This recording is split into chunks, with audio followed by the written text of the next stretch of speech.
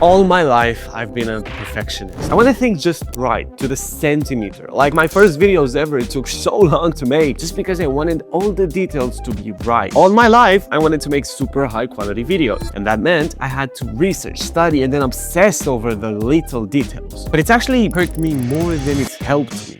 Don't worry, I'll explain everything in this video, but being a perfectionist is not actually good for you. You'd think that by obsessing over tiny details, you'll be able to make insanely good videos, but it comes at a cost, and the cost is huge if you're starting out. So I tried something. I went against my instinct, and for an entire month, I stopped obsessing. I just posted my work online even if it wasn't perfect, and the results are actually kind of wild. So in this video, I'll explain exactly why being a perfectionist hurts you. Okay, so perfectionism. It's this word that basically means you want to always make perfect videos, things. But that's insane, right? Like we're talking about making videos that have no flaws. First of all, that's impossible, but we're just gonna say that perfectionism means getting as close to that reality as possible. Now let's define the perfect video. First, it has to be smooth. Like the cuts always need to be perfect and on the beat. The transitions always need to be interesting and fresh. The B-roll shots need to be crazy. It's just a lot of work. And because it's a lot of work, we start to see what we're actually trading for this nearly perfect video. It's time. Now, I don't want to say that time is money or something like that, because that's kind of silly, with everything going on in the world. But it's still very, very important. Here's why. When you start doing anything, any hobby, you will be bad. It's only natural because you just don't know how to do it right. Let's take YouTube, for example. I want to start a YouTube channel and I want my first videos to be amazing. So I record them and the audio is bad, the camera quality is weird, and the lighting could be better. So right off the bat, I spent 3 hours shooting the first draft, but now I hate how it looks. But that's fine, it's my first video, I haven't committed to it yet, so I can always shoot again. So that's what I do. I take my camera out and improve on everything. Try again. And this time it took 4 hours. I reviewed the footage again, and I don't sound natural enough. So I watch videos on how to become more natural, and I go down the spiral of learning how to speak and how to convey my ideas better. And in like 4 days, I try again. I just want to note that by this point, it's been like a week. I've spent like 30 hours working on one video and I still don't have anything to show for it. So I try again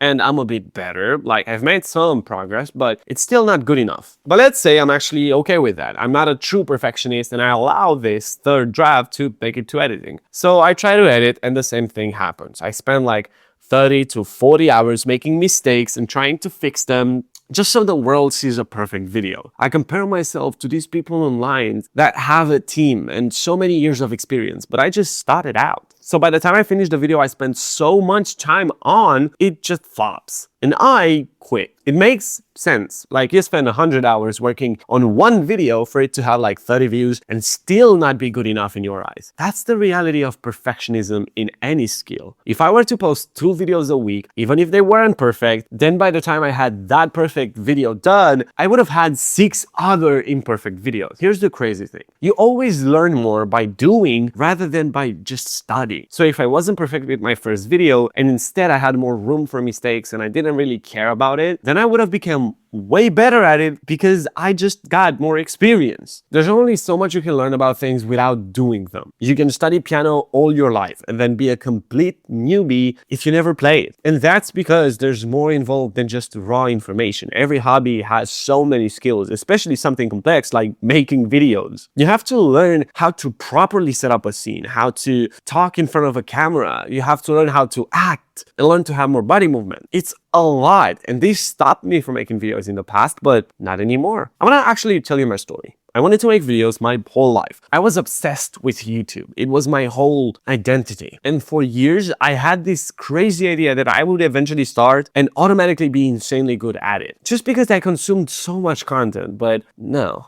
I started making videos 2 years ago, and I realized that I'm actually super bad. The first story I told you wasn't some example. It was actually me. I scripted 3 videos, made thumbnails, shot everything, and reshot them so many times, and I never posted them. I literally still have the thumbnails somewhere in my drive. I just realized that this isn't feasible anymore. If I wanted to be better, I just had to post a ton of bad content and learn from it. Because the only way humans learn is with pain. and a lot of it. And when you post bad content online and it doesn't get any likes, you only have two choices. You either give up, which a lot of people end up doing, or you keep going and you learn from your mistakes. And I made a lot of mistakes over the last 2 years, like a lot of them, but it didn't stop me from making more videos. And because of that, I gradually got better. If I would have listened to the voice in my head, I wouldn't have gotten past my first 3 videos. That something happened along the way. I started becoming more and more of a perfectionist to the point where I wouldn't even post daily because I didn't like the videos I made. And for some reason, I just reverted back to being a perfectionist about everything. I didn't understand why,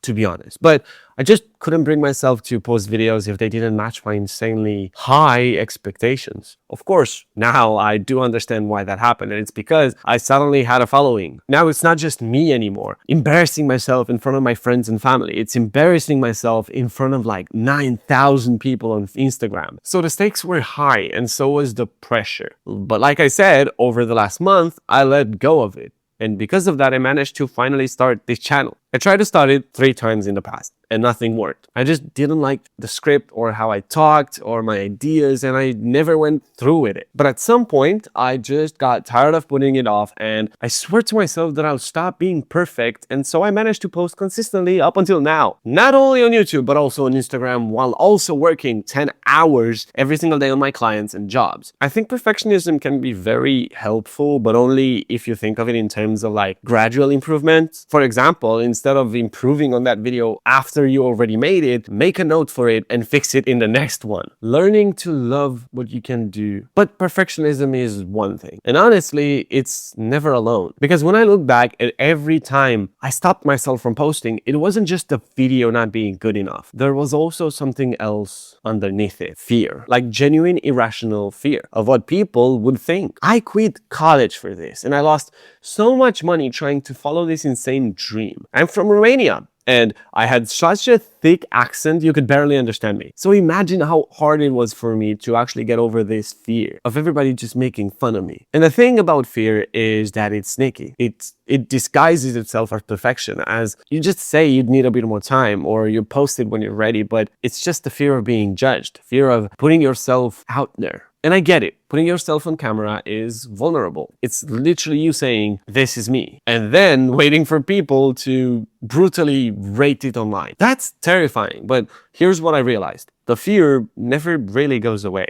You don't wake up one day and suddenly stop caring what people think. That's not how it works. What changes is your relationship with it. You start to act despite the fear rather than waiting for it to disappear. Because if you wait for the fear to go, you'll just never post. You have to ignore it for a while and then bite the bullet. The second one is imposter syndrome. And I still battle this constantly because this is the voice in my head that just kicks me down constantly. Nobody wants to watch the most perfect, most experienced version of something. They want to watch someone they really connect with, someone that feels real. And you being early in your journey, being honest about your mistakes, being someone who's figuring it out in real time, that is the value. Your perspective is the thing that nobody else has. Not your camera, not your editing. Just you, and that's actually enough. The last one is comparison, and I talked about it in another video that you can actually find on my channel, but it really belongs here because it feeds both fear and imposter syndrome. When you're scrolling, you see someone with 200,000 subscribers making an incredible video. You think that's the base. Now you should be having that kind of quality, but you're comparing your beginning to their like team of 10 people and years of experience. If you compare yourself to a past version rather than with someone that has 200,000 subscribers and it's already, you'll be way more successful because you'll see your progress in real time. So perfectionism isn't actually helpful at